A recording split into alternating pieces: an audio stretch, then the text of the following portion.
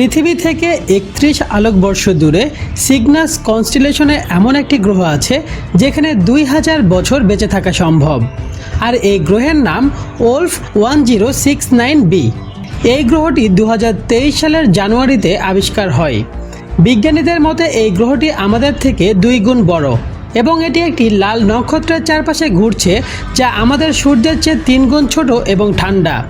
Wolf 1069b তার নক্ষত্রের habitable জুড়ে ঘুরছে, যার কারণে পৃথিবীর মতো এরও পানি ও বায়ুমণ্ডল থাকার সম্ভাবনা রয়েছে। কিছু বিজ্ঞানী এটা বিশ্বাস করেন যে এখানে আগে থেকেই প্রাণের অস্তিত্ব রয়েছে। এবং একটি মজার বিষয় হলো, এই গ্রহটি মাত্র ১৬ দিনে তার নক্ষত্রের চারপাশে তার আবর্তন সম্পন্ন করে, যার মানে এই গ্রহে একটি বছর সমান মাত্র ১৬ দিন। তাই একজন ব্যক্তি যদি পৃথিবীতে ৮০ থেকে ৮৫ বছর বেঁচে থাকে, তাহলে ওই গ্রহে তার বয়স হবে ২০০০ বছর। এবং না জানি আমাদের মহাবিশ্বে এমন কত গ্রহ আছে যেখানে লক্ষ বছর বেঁচে থাকা সম্ভব।